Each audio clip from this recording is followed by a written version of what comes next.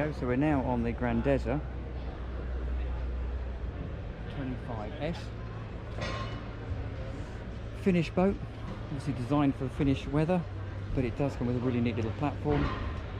Very large aft sort of sun lounging area at the back here. Locker under here. I suspect this is fender storage, because one thing I've learned about Grandezza is, yeah, there you go, look at that, fender and rope storage. Look at that, they come with their own branded fender lines. There's also a manual bilge pump down there as well, which is always handy. And again, everything seems to be on gas struts. I'm going to take a couple of steps back so you can get an idea of the size of this cockpit area. Seating here, pull out drawer fridge. This is going to be a fairly decent locker, I would imagine. Yeah, there you go. Oh, look at that, how neat is that? So, for starters, it goes all the way up. Really took me with it then. Some stainless steel gas struts. Pop out table here. One of the big things with a lot of boats is what do you do with the cushions and the tables when you're not using them? Well, you can trust the Scandinavian designers to come up with a solution. Put it under the floor. So there you go. Oh, what's down here? Oh, there you go. Battery switches and trips. All in there. That's a drainer, so if you get water in the cockpit, it drains out the back. This seat here, look, then folds forwards and gives a massive lounging space with a backrest, which is really nice. It's quite fun actually on a boat like this if you're going along to sit here and watch the wake streaming out over the back. That's why they've got that little tow rail at the bottom, so you've got something to grab hold of if you need to.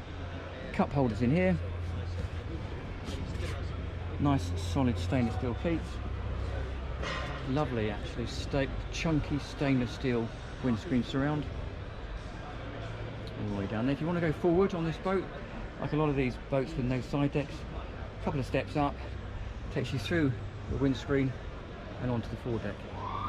And the other interesting thing about Finnish boats is they tend to more bow to, so they go up to the rocks and more on the bow, which is why you have those grab handles and the rail doesn't infill. So the idea is you can hop off the rocks, you can moor to the rocks, literally tie to the rocks, and then run a stern anchor off your bathing platform. This is your helm seat. As you would expect, it's got a pop-up bolster. Beautifully branded as well. With some nice diamond pleat stitching.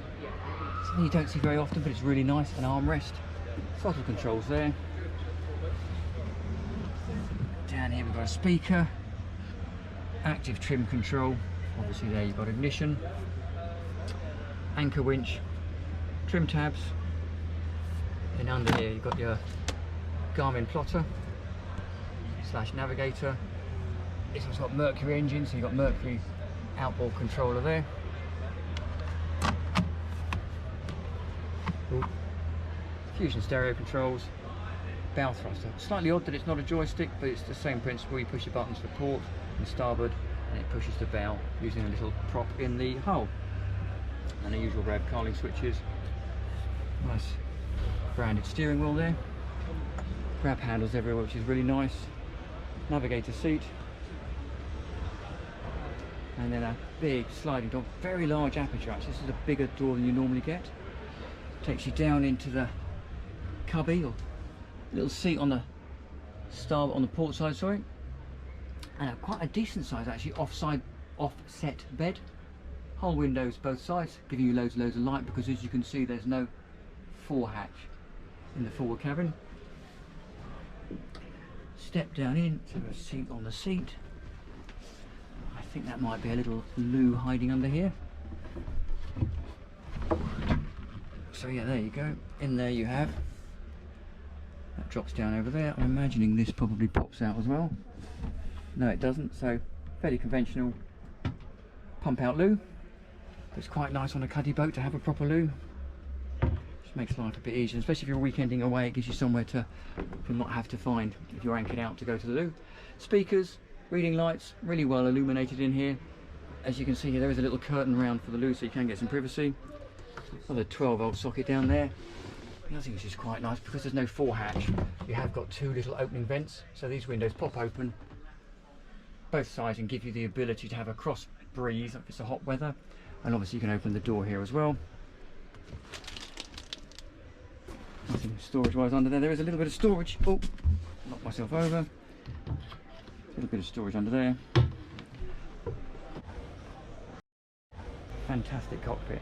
But the other thing which is really clever, and we go back to the design of the Scandinavian boats, it's not easy to see, but hidden in there is a rail. That rail is basically the canopy or the tonneau cover.